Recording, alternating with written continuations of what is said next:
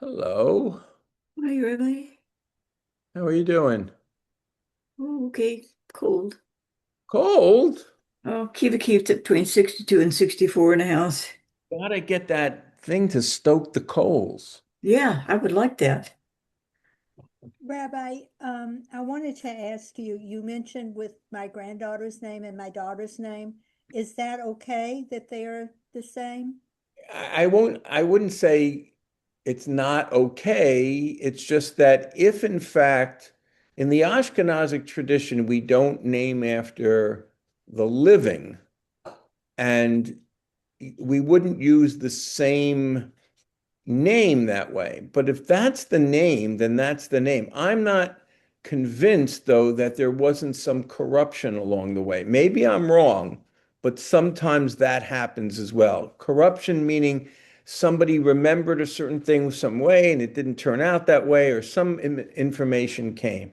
So it may be, but if that's what it is, that's fine. I will use Okay. it. Okay. Okay. But, you know, okay. Mm-hmm. Thank All you. right, we've got Gidon on his own screen. I've never seen Gidon's face this big on the screen.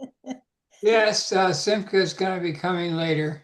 Okay, and I always get the back seat. okay, and Pearl's in full. I don't just see a name; I see an entire face. You have some very nice flowers. Are they real or fake? They're fake, but they're nice. They are nice. I like purple. I'm a purple person. Thank you. Me too.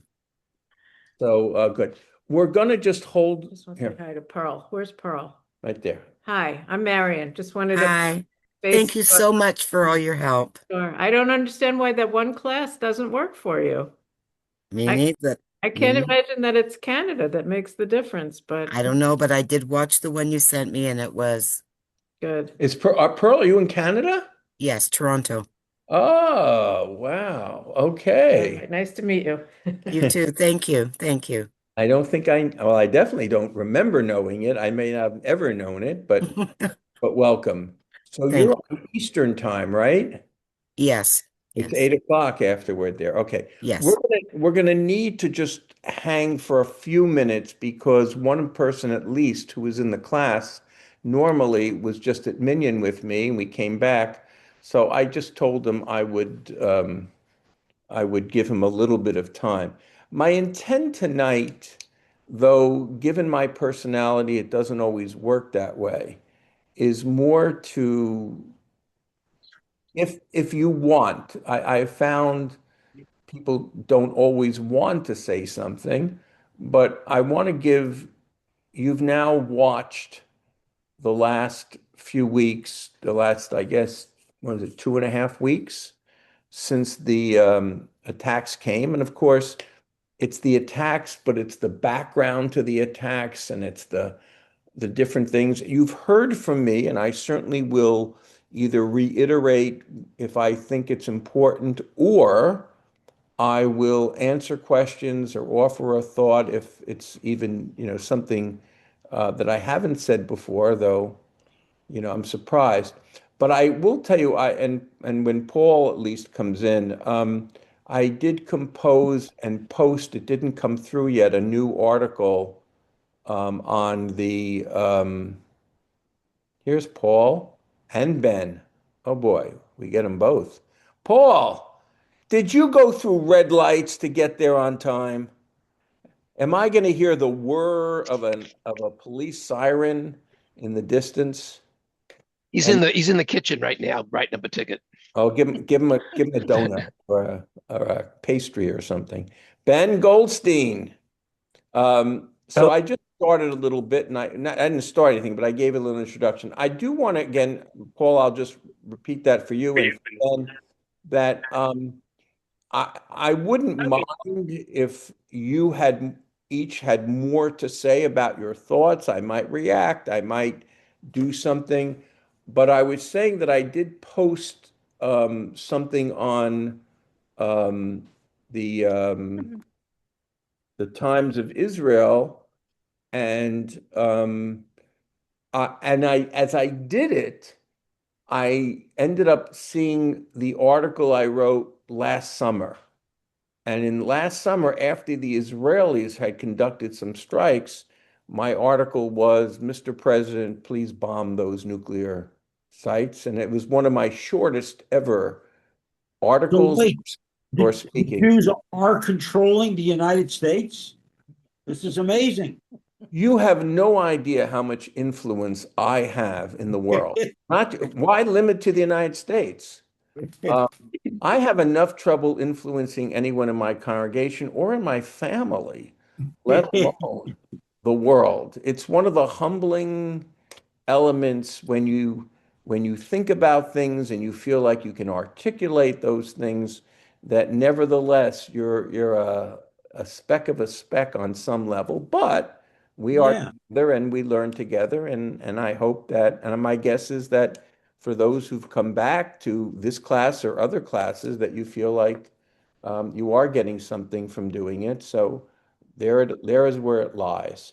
So anyway, just of course, just to quickly recap, in the last about 2.5 weeks, it was on Shabbos, I think it was 2 weeks ago, 2+ weeks ago, the United States and Israel attacked Iran.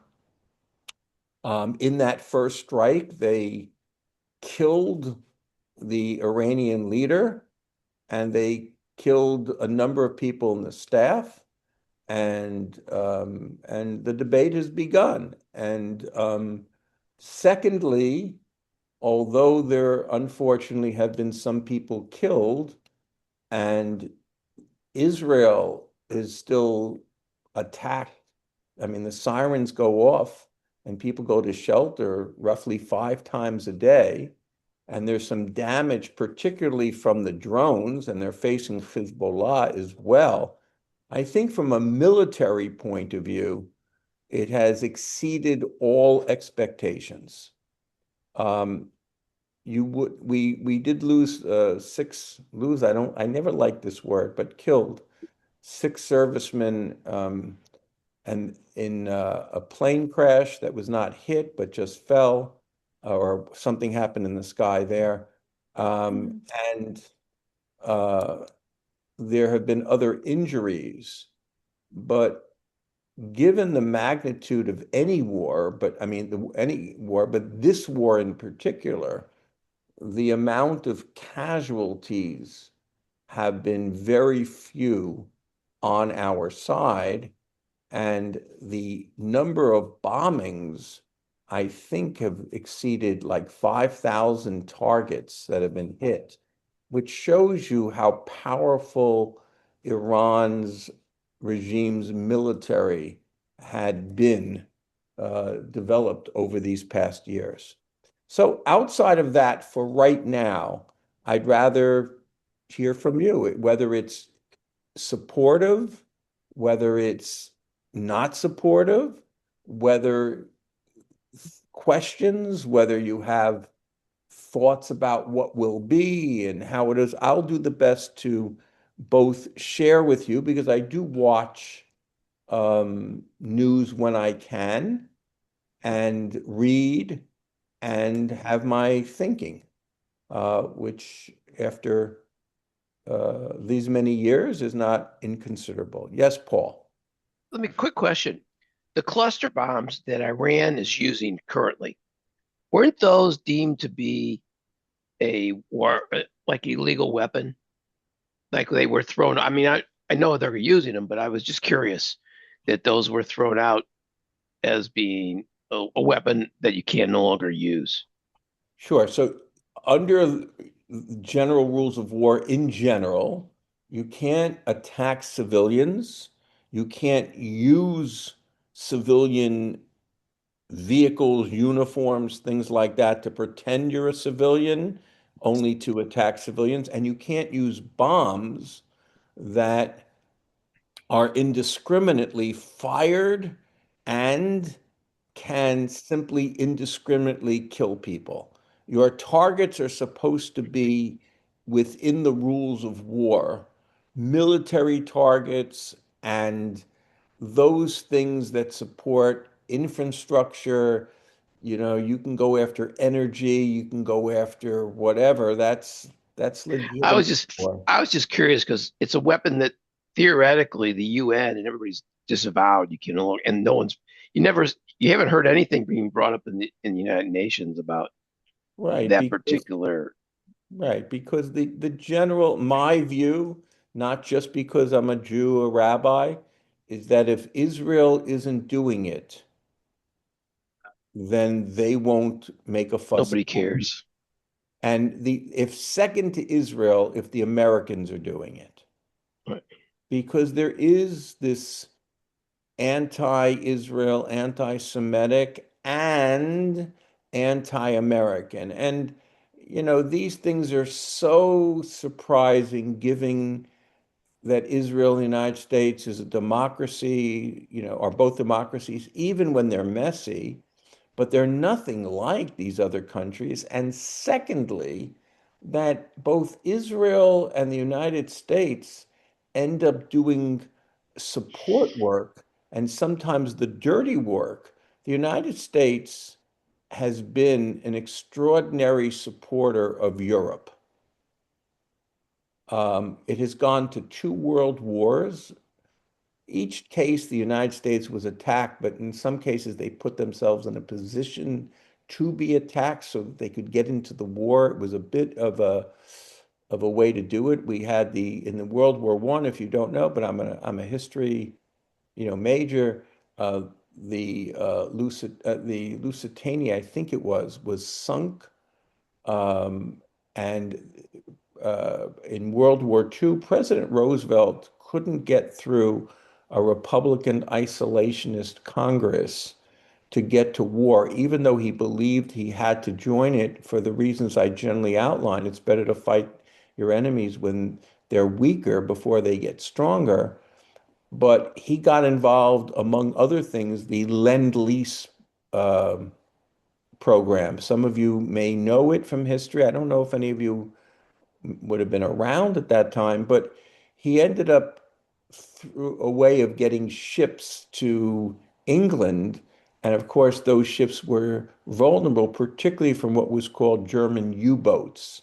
The word U was for underwater, I believe, and were sort of, primitive, more primitive, but submarines. And they were attacked, and it was likely they were going to be attacked. To update it to modern times, you could make the argument that the reason that Iran and before that Iraq and Syria, whatever, were attacking American interests is because the United States put bases there. So if you start with the premise that no other people except Muslims or Arabs can be on that land, which that is a teaching in Islam. I don't know how widespread, how deep it is, how much it's adhered to, but then the argument could be, well, you're getting attacked because you're in their land. So you could flip around this issue. But the fact is, Americans were attacked, most notably October 83. I remember, I've spoken about this day. I remember it because of a football thing that happened, but also I woke up in the morning. Jessica Savage, the news reporter, I think she was on ABC, was killed in a going over a bridge, and the Marines were attacked. That's what I woke up that day to news, and all of it happened. And the Jets lost, and my car was broken into at the stadium, and I had to drive home with cold rain and glass all over. So I mean, I can tell you it was October 19. I'm almost certain October of 1983, and that is the greatest loss that I think we have had in an attack there. So we use that as saying, hey, you attacked us, but you could flip that around. Um, but any case, it's just important to understand that there are no rules among our enemies. They don't play by rules. They're never held to rules. They can do anything they want because they will legitimize it, and the world will hardly make a peep. And that includes, if Israel were to bomb the Iranians during a holy day or holy place, this would be such an uproar. I mean, I mean, you'd run a risk of who knows what you would do with the Arab people. But they attacked us on Kippurim. They bombed synagogues. They bomb other Jewish institutions. They attacked us on Shmini Atzeret. I mean, there is no restraint, and there's no restraint against civilians and the kind of weapons that would indiscriminately go after civilians. So they don't play by any of those rules, and the Western world is not strong enough to stand up to them. So I hope with my, again, extended remarks, shall we say, that I've answered the question or responded to you in a little bit. Did I? Yeah. Yeah. I mean, could have been simple, like, yeah, they're not going to take it in front of the UN, but yeah. Well, the one Um, thing that's happened that's a bit of a surprise, there are a number of nations that have condemned Iran. The last one I just heard was something like, I don't know if it was them, but something like it, Albania or some other European country that you might not have otherwise heard from. And of course, the Arab nations, this we should be careful. I just saw an article in the Times of Israel. It's not surprising at all. The Arab nations had vented some anger at Iran for attacking them, but they also condemn Israel because they started the war. And the reason they do that is not necessarily because they think that Israel is really to blame and they're really afraid of them, but they are responsive to their people. Their people cannot see this, and they don't want them to vent at the regimes that they are in Saudi Arabia and the other Gulf states to say, oh, what are you now, Jew lovers against our own Muslim brothers? So they have to do this until the culture is changed. And that may happen, it may not happen. That's a reality. yeah. Well, I think we got a problem here in the United States as well. So, We're a big problem in the United States. yeah. I saw a poll. We got two parties, I think, now in the United States, and that's let someone else can talk. But I think we got the anti-Semite party and the non-anti-Semite party, and it crosses over between Republicans and Democrats, and it's not bound You to know, any Paul, particular I've place. never heard it. Paul, I've never heard it put that way, but that is very well said. You So got it. I put this in the thing I wrote on Detroit. I don't know how many of you saw this and read it and looked at it, but and I've said this for a while, anti-Semitism comes from the extremes in our society, and it's become ingrained. There was a recent poll that said that for the first time, more people in the United States are anti-Israel than pro-Israel. Okay. The And question is, while I think is most of it is in the far left, there is a good chunk in the far right. well, you've got people in power now, obviously, who are anti-Israel and anti-Semitic. This guy who just resigned is Yeah, was he was definitely an anti-Semite, and he he was put blamed in the Israel place for of the that. government. So you've Yeah, got Israel dragged the United States into a war. Let me just tell you, the President of the United States, whether you agree or don't agree, wanted to do this. And nobody pushes him around. He's criticized Netanyahu openly and privately when he wants to. Sometimes I think he's been unfair. Sometimes I'm not so sure. He made Netanyahu apologize to Qatar for going after terrorists there. But the United States goes after terrorists in countries like Osama bin Laden when it thinks and doesn't say, well, the territory is off limits. So it's a double standard that's highly political to do it. And sometimes that kind of a political greasing is necessary. I admit I wasn't terribly good. Apology, whatever, you could say it. But do the Israelis really think that they should apologize for going after terrorists? Not. Then you're giving terrorists safe havens because they're in another country in a border. No one, the logic of that is nonsense. Is it useful to do it? Is it risky to do it because of the political repercussions? Absolutely. But on its face, to say that no, just because somebody who's killed your people is in some, why do you give it? Why do we give sanctuary to that? The United States wouldn't do it. Nobody would do it. You think France or England, if there was some major thing and said, "Ooh, we can't go in your territory," they'd go after them. But there'd be some political risks domestically and internationally. But it's coming in both places. There's anti-Israel both in the Democratic Party and the Republican Party. Okay. Any other questions or comments? No? I shouldn't be so surprised. I'm going to give another shot. Any questions or comments? What do you think? What do you think? Well, I'll give you my opinion. Jen? Maybe someone else chime in. It's not Rabbi my thing, but the Straits of Hormuz, I think, was a tactical and strategic mistake made by our current government administration for not pre-setting something up. And I think it's going to cause us problems because I think we're going to end up with no solution because Iran's not going to back down from, and I don't know what you can do to get them to back down. This was the chokehold that this is a piece of power they have, and they're going to use it. So what would you have had them do? I would have had them before I would have had this nailed down before I went there.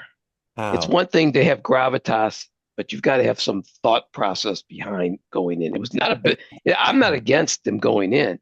I just think they didn't think everything through like they say they did. But again, Well, how would they secure the Straits of Hormuz in such a way that the shipping lanes and everything would be open? How would you have done that before fighting?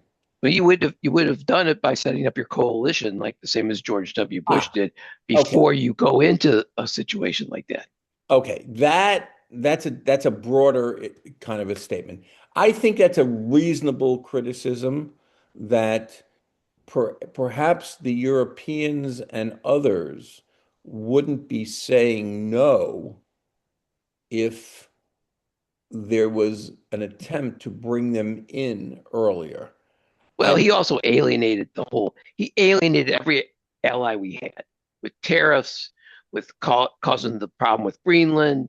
He doesn't think before he does things, which I is going to cost us right now.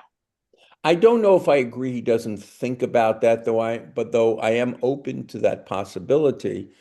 I think that he believes that the United States has to lead openly in front and with power. Um, he at times says things that shake people up, but he got them thinking about Greenland, even though when I first heard it, I thought he was really out of his mind to think that. And there's a better way to deal with it. That I definitely think. It's not to me his strength because he's so, undiplomatic in some ways. But I also think he believes that ultimately that's not the big thing, and he can always figure out how to work out a deal because the other side has interests that they're not going to give up. But I think he wants to let them know and the American people know that we are in a strong position, that Europe needs us, and he also did something similar. It's different, but similar, when he would go to them and really criticize them openly for not contributing 5% to the NATO budget. And the fact, But that's different, totally different than what he did in Greenland. I, All his Greenland deal did was alienate Europeans. listen, I don't know if it only did that. I think it also shook them up to ask them a question, how are we going to deal with our defense issues? And all I'm saying to you is that I am open to that's a valid criticism. I have my own several criticisms, but I don't spend time criticizing the President of the United States because I don't want to be drawn into the too much into that political side. When it comes to Israel, or certain limited questions, I certainly will, at time, and even then, I don't always do it, but at times, voice myself. The But problem is it's affecting now his ability and and for the United States' ability to secure what he's doing in Iran. maybe if you take the premise that those leaders in those countries could have been wooed to do this, and the politics internally in those countries and their other vulnerabilities. Remember the following. I think that to give you one piece of it, the European nations are united against Russia. They know that Putin is a thug. By the way, in these 4 years, I didn't even believe it. I had to check this because I thought it was wrong.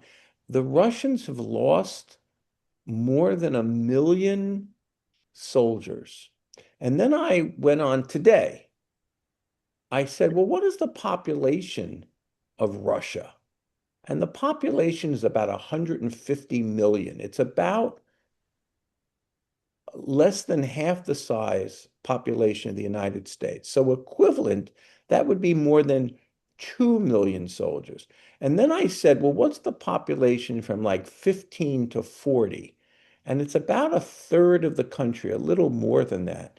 They've lost an enormous amount. And economically, there's a lot going. Somebody said in one of the news shows, Russians have like no companies in the top, I don't even know what metric, but like 100 like, companies in the world or something. And Russia's a significant country. They're taking a big beating in a stalemate, and it's 4 years. But to go back, just that was sort of off the side to remember, all the European countries are against Russia and legitimately 100%. I agree. I would like nothing more than to defeat them and preserve a Ukrainian democracy. Um, but the Russians, at the same time that this was happening, were buying gas from Russia, which helps support. Why? They're stuck.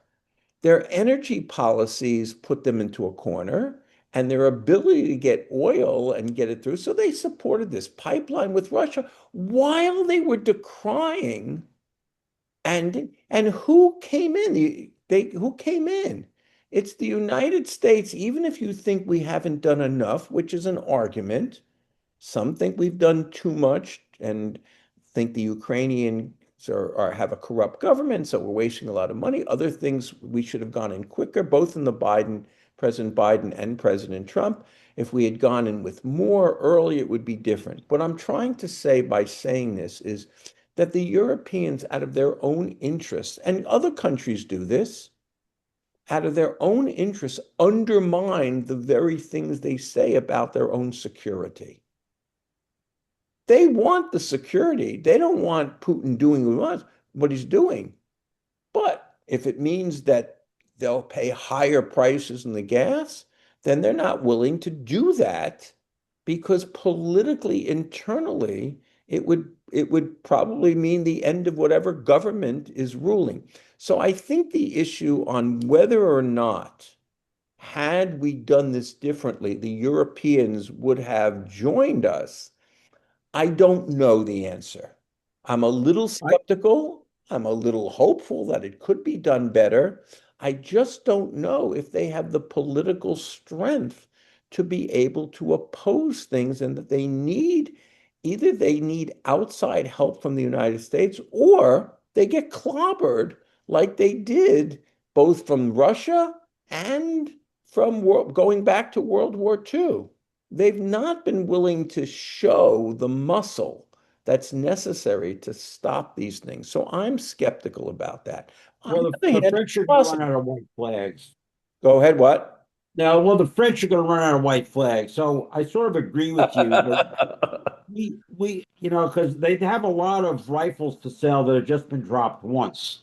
But number one, they're they're screwing themselves up on multiple fronts. Number one, I know things, nobody's going to like this. They've glommed onto the green scam. They believe they need to save the world by decreasing their CO2 emissions, and it's killing Germany. And to be honest with you, from my point of view, I don't care if every freaking German starves to death and dies of freezing, even though most of them were not alive when they tried to kill us Careful, all. Germany's best Israel supporter in the Europe, so be It's careful. the Well, only yeah, safe. It's the only safe place Jews can go really visit right now. yeah, but you understand what I'm driving at. That's I just because understand. I understand. they're a little bit bullied, You could but feel the they're same way cheating. about the Ukrainians.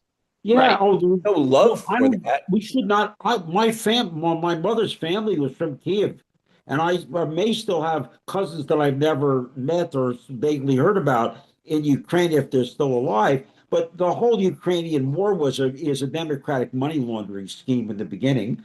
The Congress would not allow an audit of what we sent to Ukraine. If you won't allow an audit, give me a break. You're afraid the accountants are going to get killed.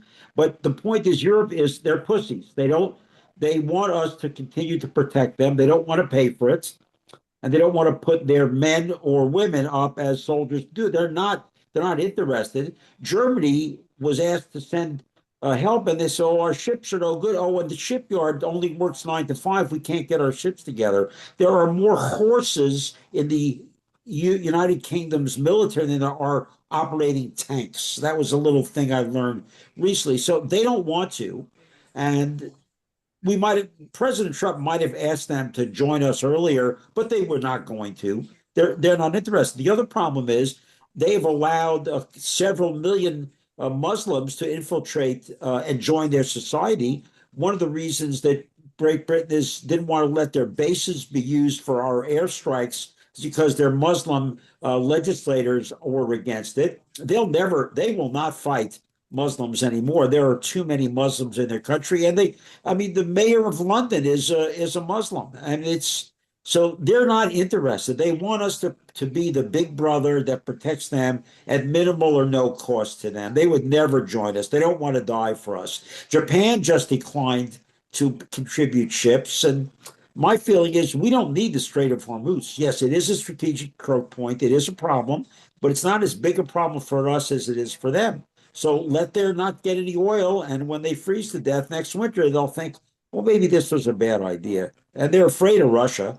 And Russia, I don't know. MB, you're right. They are losing a major percentage of their men for you know It's to just make Putin happy. It's a unbelievable. tragedy. It's unbelievable. Over a million. You should keep. Yeah, that's what the reports say. Is it true? Maybe, but I don't believe anything much anymore. But my biggest worry is what's going to happen in America You do because believe there in me, though, right? was that. You do believe in me, though, right? I do believe in you. No, what you say, I got. But you understand, all the news media is maybe true. Because besides, it's not, they may not tell you anything that's a lie, but they may leave out huge portions of what is important on the other side that they just don't want to publicize. So the mainstream media is a propaganda arm of the American Communist Party. That's what they do. They're sophisticated to make it look good, but that's what their goal is, to make sure that the American Communist Party stays in power. And that's Okay. it. So clearly we have, I find myself sometimes in the middle, and Of each side course. statement is, but between Paul and Mel, even though I Yeah. don't think you're as far apart, there are different kind of emphases. What I would just say about Mel, what you said, that I largely agree with you. However, um, choosing between different groups is not so easy. I choose the Ukraines not because they were always, and certainly not in recent memory, so good to Jews, but because the worst is out of Putin. And I am a Yeah. humanitarian as well. And he is just he's just another really bad actor in the world. The second is, I think we should distinguish between Muslims, even though I do think that the culture is tilts more to where you said. it's not so much just that it's Muslims, because there are actually they're not as vocal as I wish they were, but there really are some there's a portion that are more really peace-loving, type of people. It's the Muslims in their societies who don't want to become members of that uh, the French, the German, the British, the American culture. They want to be separatists, and they want to ultimately colonize. I mean, this is really the ironic thing about, Israel, the colonialists. These are the people who are the colonialists. They left, in some cases, I believe they were encouraged to. In other cases, they left because of wars in the Middle East. But they wanted the freedoms, and they wanted the economic opportunity, but they wanted to remain still on the pro-Iranian, Hamas, whatever side of the ledger. Um, Three, as I said before, listen, France has always been problematic. France finds a way to do what France does for itself and itself only.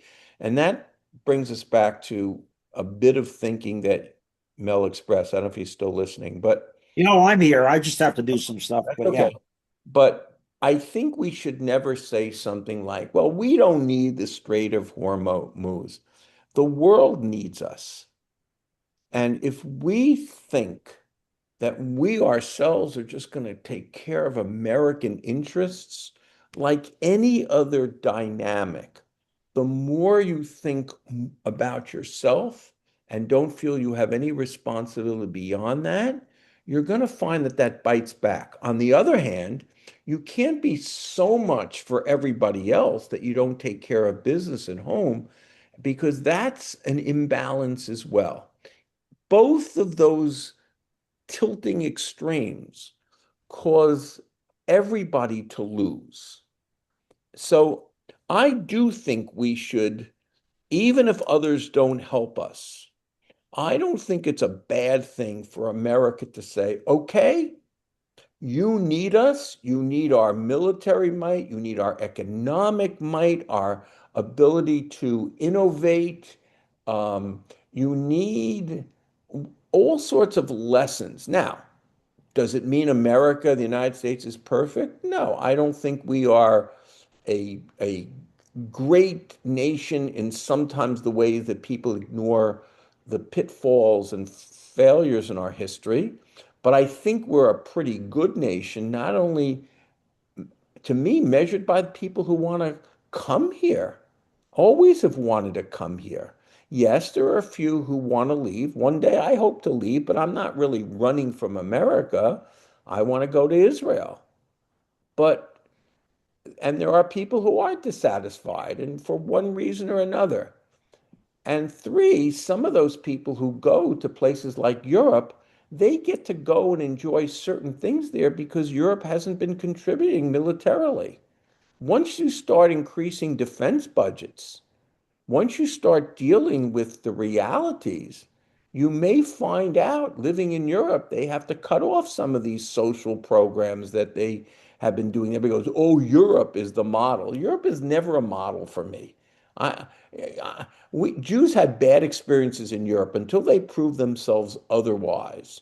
I am not going to buy into that. They should be the cultural model for us. So I would just make some distinctions in what Mel said. But having said that, I do think that these countries will not step up for internal political reasons and cultural reasons, and that they never have. They Well, just haven't done it. that's they have. They've stepped up. When we were attacked in 9/11 Yeah. and we had to go and we went to war in Afghanistan, countries, NATO, that was the only time NATO invoked Article 5 I and guess. they supported us. So Fair that's enough. already But that's gone. So that's one argument you can't make. fair enough. Two, I will say to it's limited. It's not it's a They're limited. not going to go into a war Yes, I that the understand. United States chose to do without consulting them Yeah, I grant or it. bringing up any issue, especially when you've laid the groundwork of this antagonism towards them. I President Trump's always said everything he does is based on his relationships with people. That's how he operates.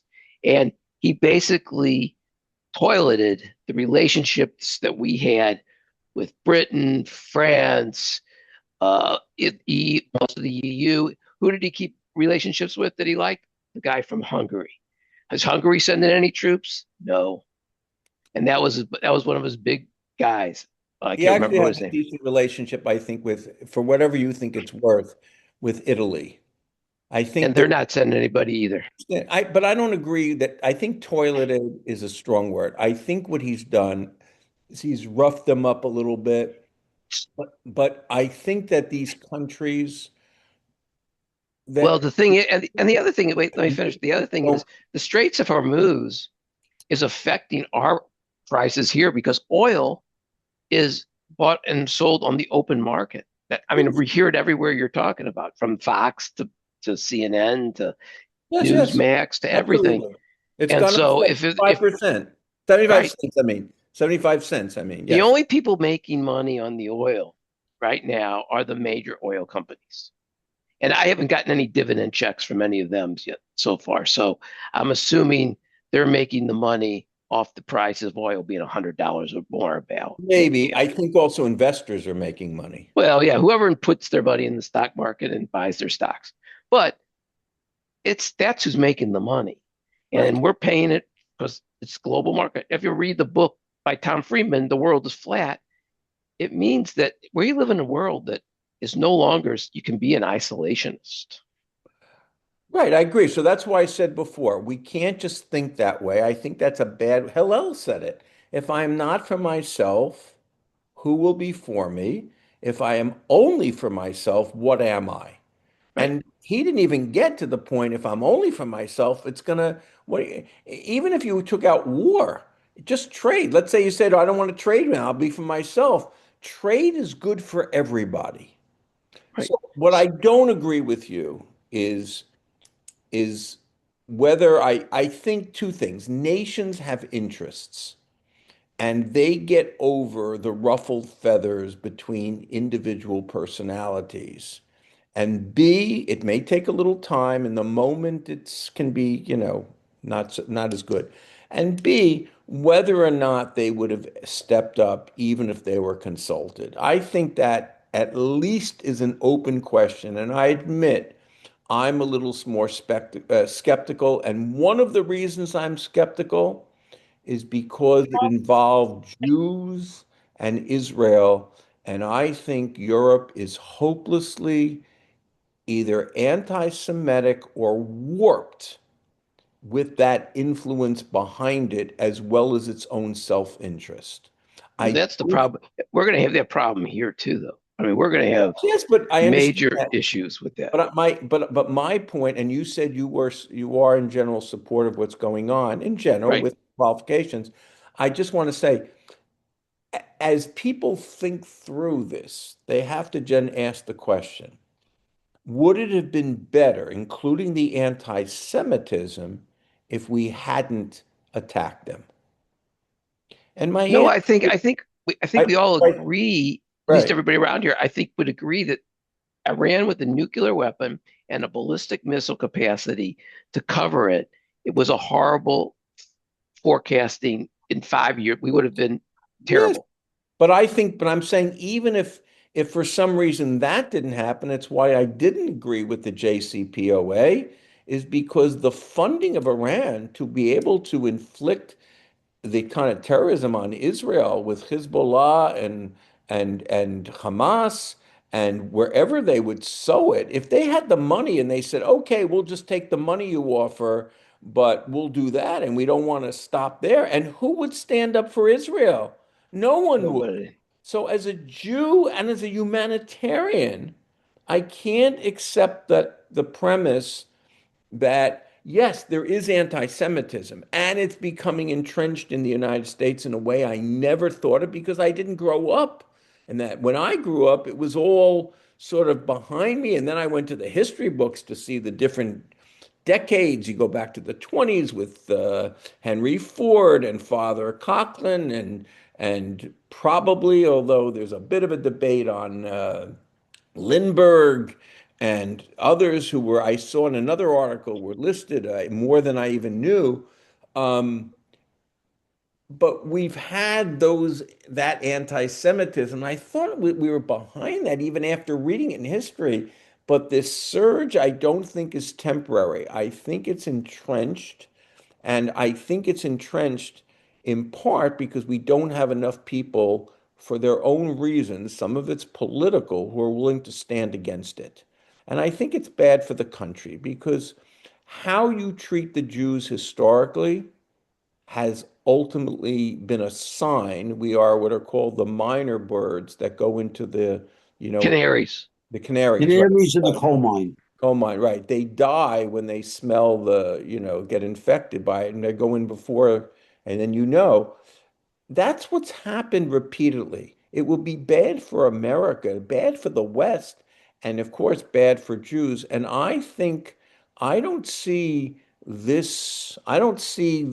see it being impeded with some pushback, like on universities, somewhat, and some people speaking and so forth. But I think it's assumed an entrenchment here that makes it normalized. And Well, this is a result of several generations of leftist public school teachers and universities who are teaching teachers Marxist ideology carefully. Quote, of all the Marxist ideals, and Judaism is one, anti-Semitism is part of their mantra. So this has yes, been I going agree, on for generations. but it's also coming from two groups in the right. One, and I think they're more marginalized, even though their name scares us, the neo-Nazis. I don't Oh, know yeah. how real effective they are. But the one I think I'm worried about, and I am a pro. I hope Christianity does well. I want to see religion. I like that. I think that's important. But within Christian, and we have a lot of Christian friends and pro-Israel Christians. I meet them. I've heard them. But a zeal of Christianity in which they think because they're strong and it is, we can do what we want and whatever. And it has an anti-Semitic history and a significant strain. And it worries me. And so I think it's not only from the left, though I agree, my antennas have been more over the past several decades been stimulated in a not good way of seeing what's coming out of universities, the funding for the universities, and the inability of the university professors and administrators to stand up. That's where I think the tipping point is. Do good people? This is what the famous quote by what's his name? But he said, all that you need for evil to flourish is for good, he said, men to do nothing. And the Yep. inability to stand up, good people have a problem. Good people are peaceful people, but sometimes they don't know how to stand up. And that's the kryptonite. I don't know if I've got that right metaphor here, but good people have a vulnerability to the kryptonite of having to stand up, to speak up, to vote, to lobby. They're intimidated. They don't want to fight. They want peace. But peace, and that's my article. My article was about the American historical experience about peace and war.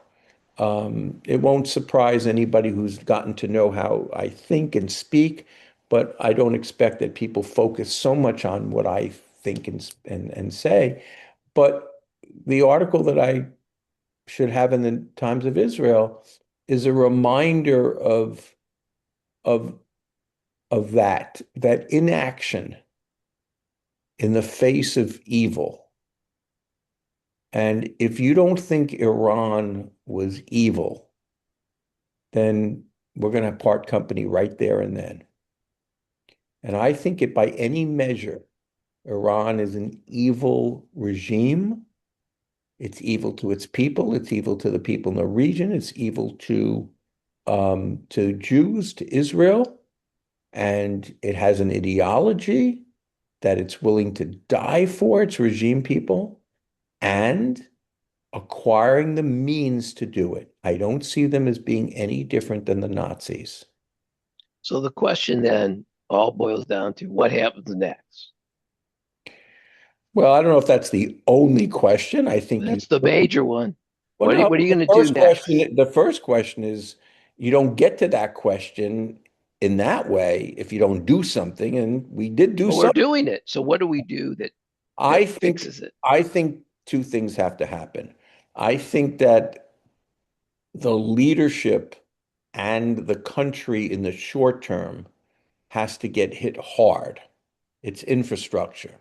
Then I think, and this is the hard thing to do, they have to find a way, and I think Israel and maybe the United States can be involved in this in covert ways to develop within the Iranian people, people who can show themselves to be leaders, not just in a good way of peace and non-belligerent, but even leaders who can do the little things in a society that can help them govern. I think that will take a lot of time. And my major criticism of President Trump in this area is the belief that they should have done what they're doing now last year. And had they done it then, I don't care about the coalition as much.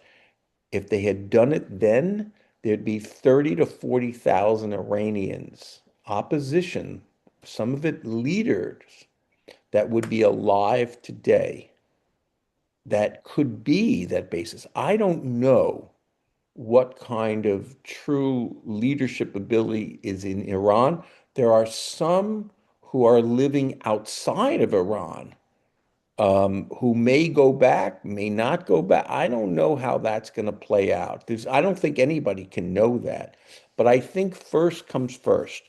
First, you have to destroy this and make it clear that this will not be tolerated. And hopefully, you get the Gulf nations to take another step up in that area. And then, and I think this is even more important than that, what was it called? The Board of Peace in Gaza, which I think I'm really skeptical about that with President Trump, but what the heck, give him a shot maybe.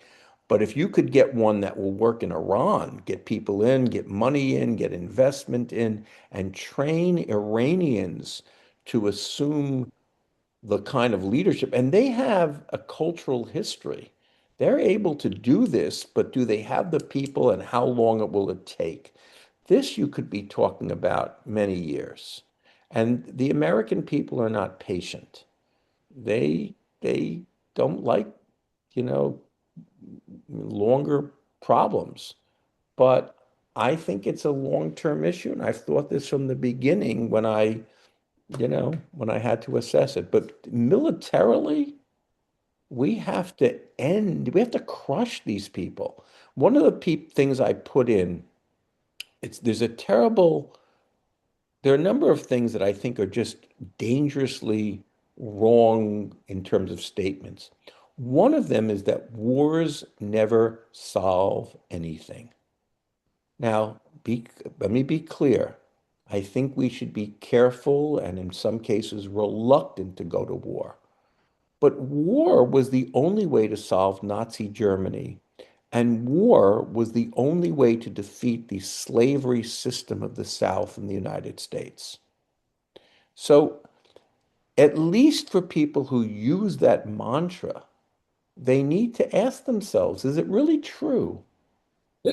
That doesn't mean that when you go to war, there aren't new problems.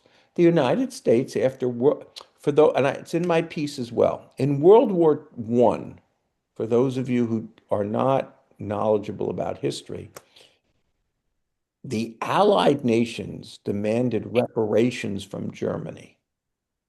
They wanted to be paid for all the trouble Germany caused and the expenses and the costs. And what happened was two things. One, inflation soared in Germany, and B, Germans resented it because they could never get ahead. It's like being in debt, but no way out. That's why we have laws in the United States to file for bankruptcy. Because without that, then people they're done. This way, okay, the creditor assumes some risk, he loses, but the person has a chance to get their life back. Germany wasn't getting that chance as it was going. And they elected the Nazis, at least they didn't get a majority, they got some, and then the Nazis, once they got that, they manipulated and seized power. World War One led to World War Two. It wasn't called World War One then because it was the first war. It was called the Great War. But in retrospect, it was named World War One because of World War Two. The United States after World War Two, which included things like carpet bombing Dresden, so civilians were killed and they knew they were doing this, but they felt they had no other choice. They probably did have other choices, but that was the idea. And of course, they wouldn't bomb the rails to the death camps, the murder camps. That was Roosevelt's decision. But after World War II, the United States engaged in the Marshall Plan, and they helped rebuild war-torn Europe, including their past enemies, particularly Germany. And it helped.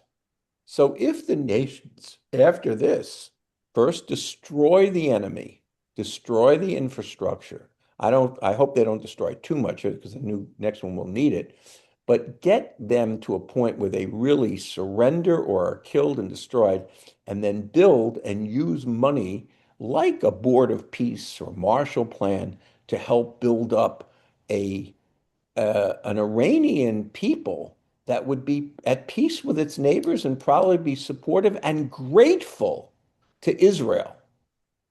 That's an outcome. Whether that happens or not, I'm not a prophet. I'm just a little rabbi in St. Louis in a small congregation. But I do think about things, and the way I think is to try to listen and read and say, what does the person say? How much is it true? To what extent is it true? And is it the ultimate truth? Those are three kind of questions I like to ask about general issues. There's truth. The president went on his own. It's true. The president sometimes, is a bit of a bully, maybe more than a bit. It is true. He has certain parts that are good, I think, certain parts that make me cringe. I will tell you that openly. I don't care. I think it is true. But he's also bold and decisive. And whereas others, I think their inability to do that would have led to as great a disaster as the Nazis in Europe. It's it's easier to be good and nice and peaceful, let's talk. But I think that has to be questioned. And so I try not to ever, that doesn't mean I have to go through a process, but not to just be negative or too positive about someone. I want to assess it as best I can. Am I right? I don't know. Am I wrong? I don't know. We'll see. But that's how I envision this working. And I think, again, in a few months, maybe 6 months from now, before Rosh Hashanah, you can hold me to this. I believe that the the um the gas issues in the Gulf, I think, are not going to be long term. I think that you will see not only the potential of prices coming back where they were, but they might even be better. Whether that's true or not, who knows? I have to be, by the way, for some disclosure, I actually invested in a stock in which the company, not a gas company or an oil company, but a stock which took a major hit because of it, because I believe it's going to go up. So I'm putting my money where my mouth is, although I would ask, let's not disseminate that too much. It's not the point. The point is, that's what I think. And again, if anyone wants to save these recordings and you say, Rabbi, you were absolutely wrong, I'll say, I was wrong. I'm just human. What can I do? I can only analyze this. But I don't want to fall into a trap, I think, of either being too pro someone because I like them or too anti because I don't like them. I want to assess, what do I think? And it requires me to do, even though I talk a lot, and I do, but it also requires, if you listen, that I've listened and learned and analyzed and reflected, and that's how I approach everything. And I'm hoping that in that way, I am a better person and I serve people as a rabbi or as in anything else that they could say, you know what? I want to think about what he said. Maybe that is worth it. But I tell you, I don't know. I've made things I thought were going to turn out better than they did in life. They didn't. Some did better than I thought they would be. How do I know? So my advice is never listen to me. Yeah.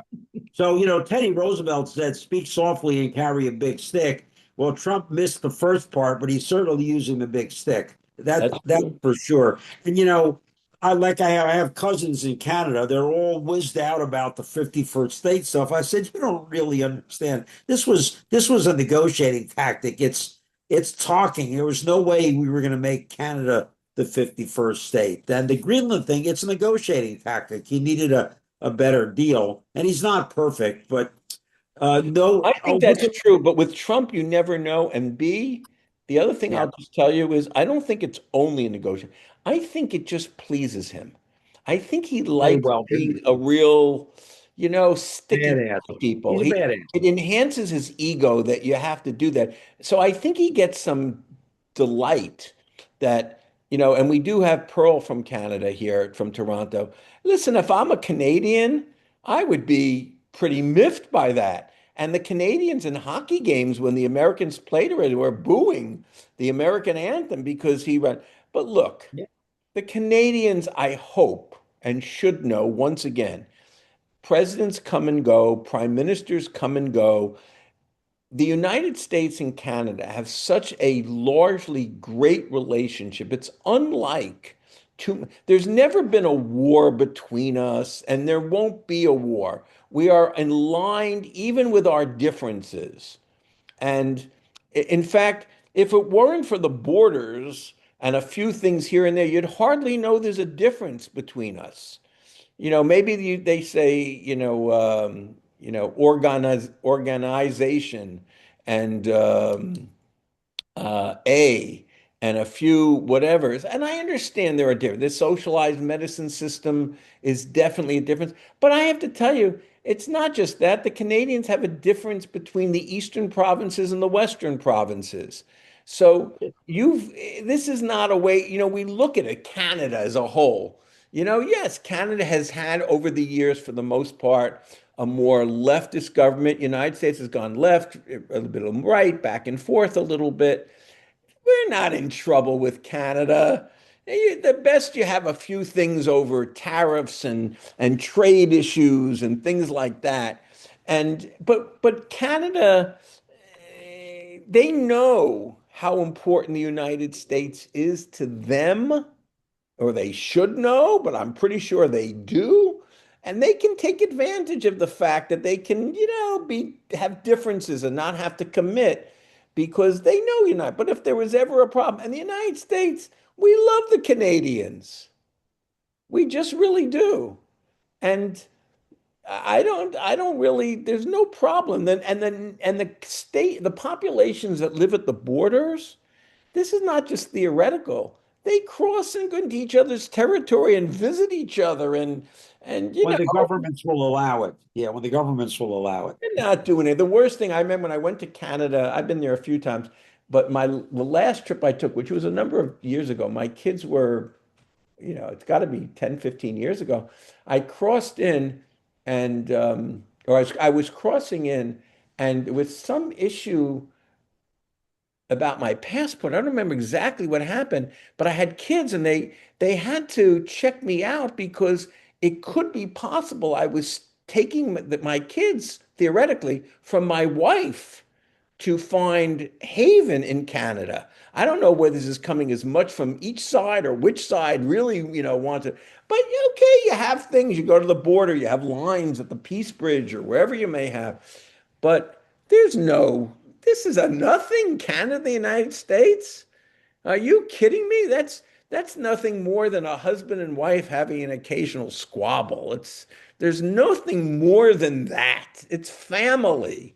We are one. Maybe with Quebec a little bit, the French part of things. But that's the problem in Canada too. We don't have a problem with Canada. So Trump can get away, President Trump can, yes, he's a little annoying. What the heck? You causing problems. You may need each other. You have differences. Okay, stop doing this. Stop calling them names and other people too. But he does it. He can't get out of anything. Let's quit on him about talking about Biden and what he did. Yeah, every once in a while have a distinction, but he doesn't have to bring it up all the time. He won. He's the president right now. Just let it go. But he can't do that. He's got these issues within him and his ego and needling, and he loves to stir it up. But I will still say on some big issues of safety, whether it's getting some of the worst criminals that came into this country, whether it's Maduro and maybe Cuba, and here, you may have a lot better world after his administration. And people historically may look back and say, you know what? He should have that Peace Prize. He really has done that. Do I think sometimes he could do it better? Absolutely. But don't get too wrapped up.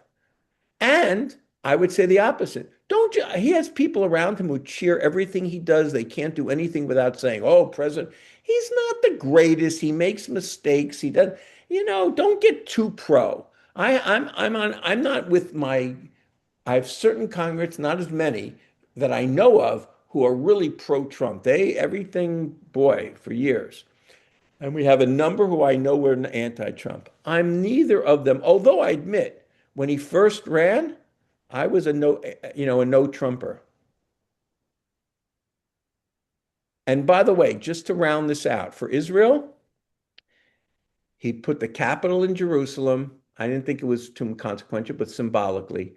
He got the hostages out, those who were alive and those who weren't.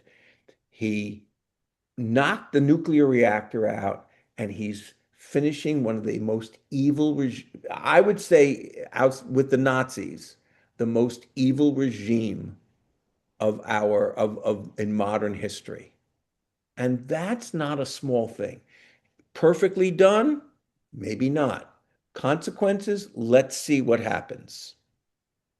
So going back to the main topic, what the CIA probably has warehouses full of AK-47s and ammunition, and they need to bring those to the Iranian people. We will never have that problem because we have a Second Amendment, despite the fact that a lot of states and one party wants to get rid of guns in America.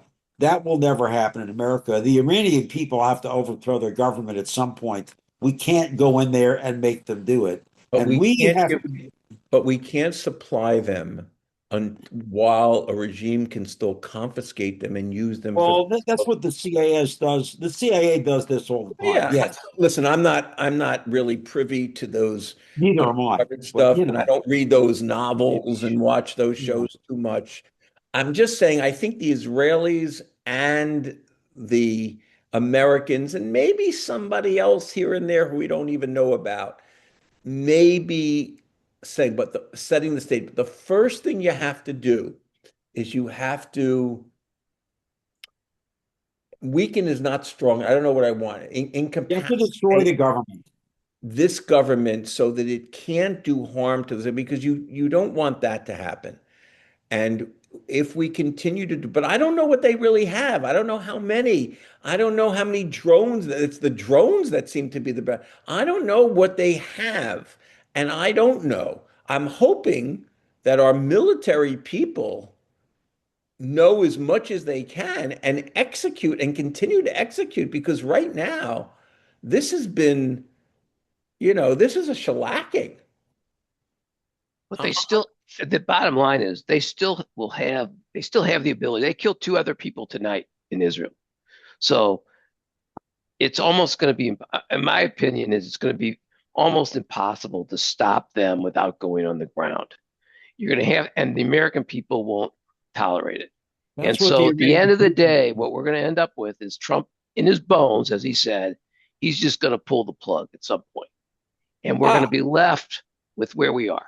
So that I And hope he doesn't do. I would be not in favor if he pulled out too quickly. I will say there's in well, addition. wait a second. So we're going to be left with a regime Yeah. that won't have currently have nuclear weapons, but no one's gotten the 400 and something tons of whatever they have pulled out, and they'll be diminished with their things. So we'll be required in 4 or 5 years or 3 years to go back and periodically bomb the place.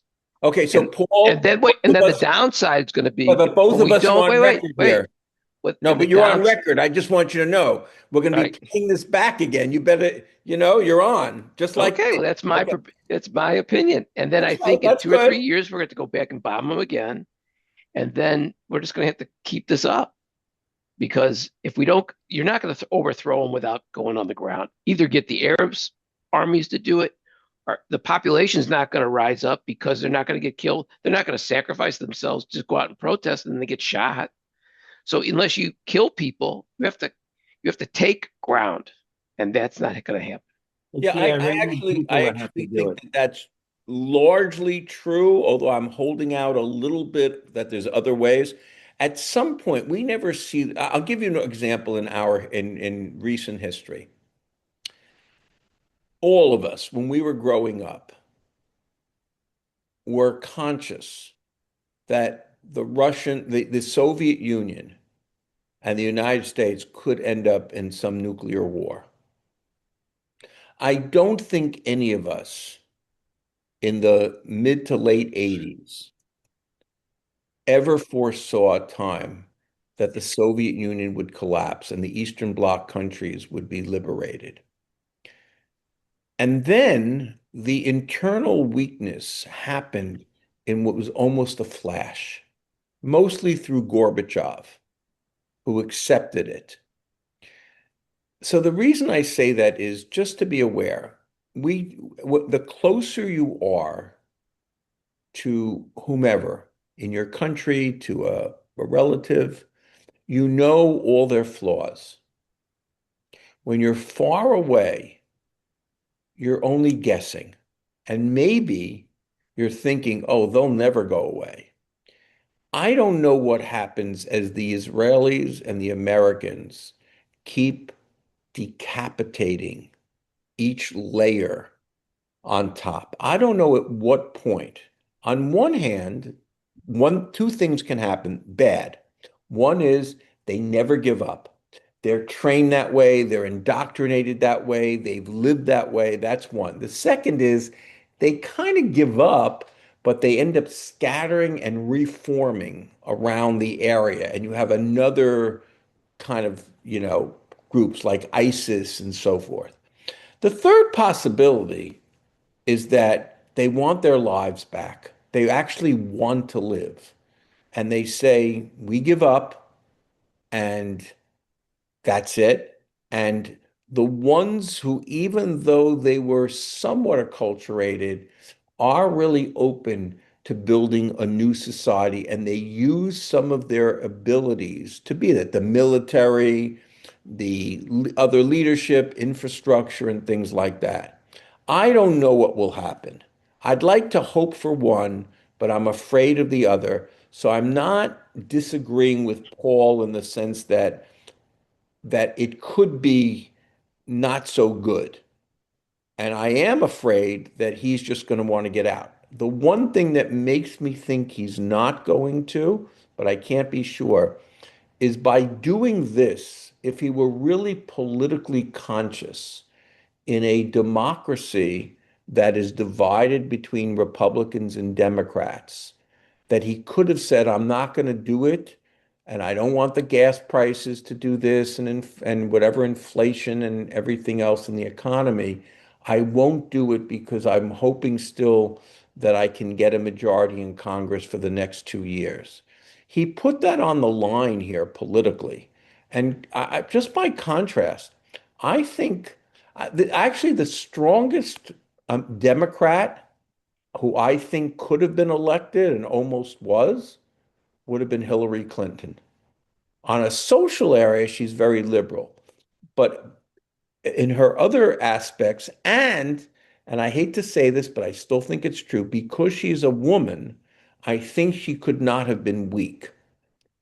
But the other people, the other people, and particularly the Democratic Party since Vietnam, have been war averse. And that's political too. This president does not seem to have made the short-term calculation to not do this because it wouldn't be good for him and his party going forward. And I think that it was politically courageous in the sense he was willing to risk. He may not, and I think he shouldn't. I would advise him, but he's not going to listen to me. I don't think he can escape um, being tarnished unless he sees this through. He may not get politically rewarded for it, but if he doesn't see it through well, I think he'll lose both ways. He'll lose politically, and it will be a stain. I don't know, stain is the right word I would want to use, but it would be some sort of significant, um, negative comment that he wasn't able to see it through. So I don't know how he's going to react. And quite frankly, he's the kind, listen, I think it's true about anybody. They have to make decisions, but he's particularly mercurial. And I just don't know what he's going to do. And I think we're kind of forced to do something that humans don't like to do, and that's kind of wait and see. On a more local note, I did get a sandwich from Nate's and it was good. Hey, good for you. I haven't been there So yet. You had to order beforehand, or you could go in and yeah, yeah, you have to call. It's really funny. I went to the Schnucks at Ladue, so it's near there. And I when I finished, I decided I was going to buy myself lunch. So I called them. I called them before I walked into Schnucks, and somebody answered the phone, which was really good. I didn't have to do WhatsApp. And the guy was in Arkansas. He said, "Yeah, I'm in Arkansas. I come in when they're busy." And he took my order, and I finished shopping at Schnucks. I drove down the street there and picked it up from the bin, and I ate it.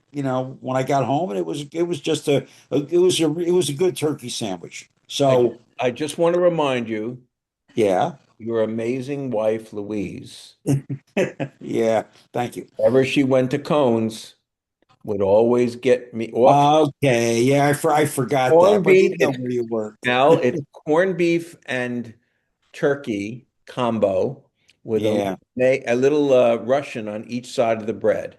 I'm gonna write this down. I'll see if I can I remember just to do that just put today. it now. Before Pesach, maybe not so much, Yeah.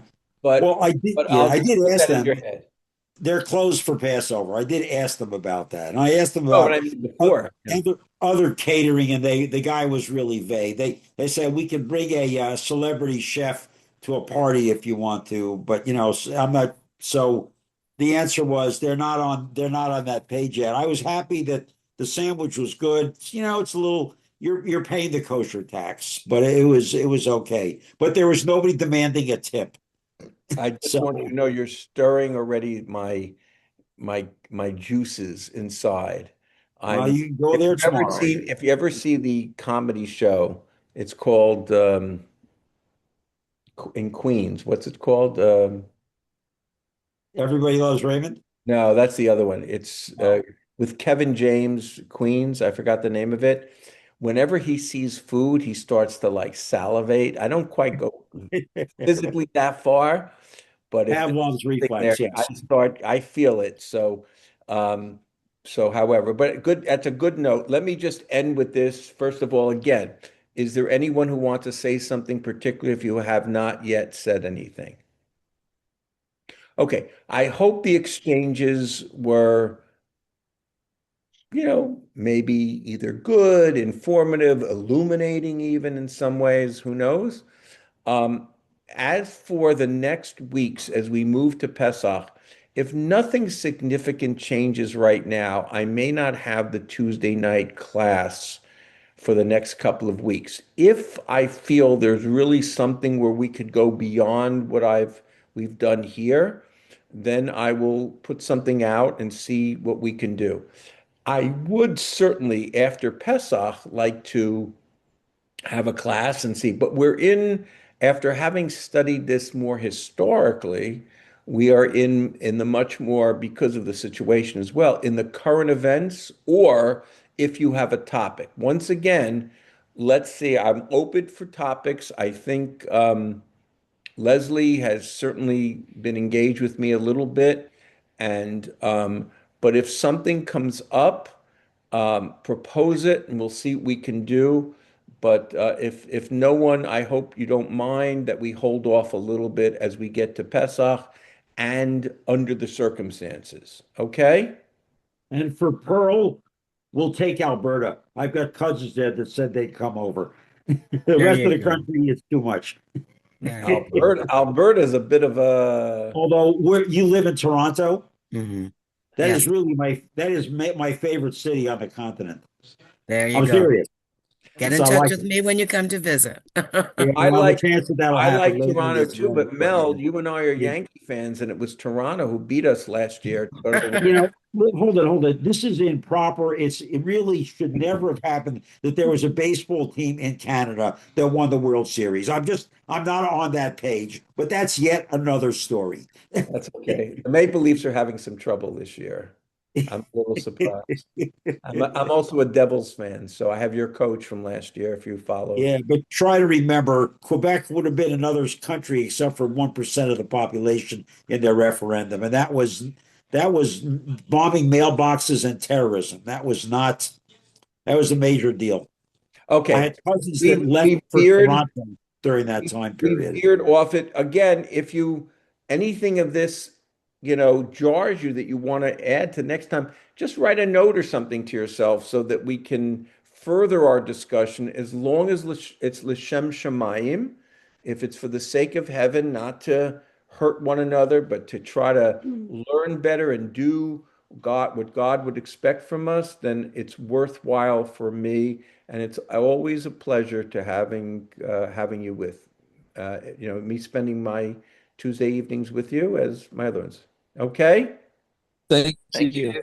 Excellent. For those who I will not see in advance, Chag Kasher v'Sameach Yeah. for Pesach, and then, but we may see each other. We'll see. And I have other classes, so we'll see. Okay? Okay, Okay. excellent. Thank you. Thank Right, you. your Everybody sins. stay Have a good safe. week, Bye, everybody. Rabbi. Bye-bye. Watch your back. My back? You know what I'm talking about. There's a lot of people out there that want to do nasty things to Oh, Jews yeah. Okay. all over the planet. Everywhere. All right. Yeah. Be well. We have to watch Uh, ourselves when we're in shul, too. yeah, everywhere. All right. Be well. Be well. Oh, don't I tell let me you what off. to do.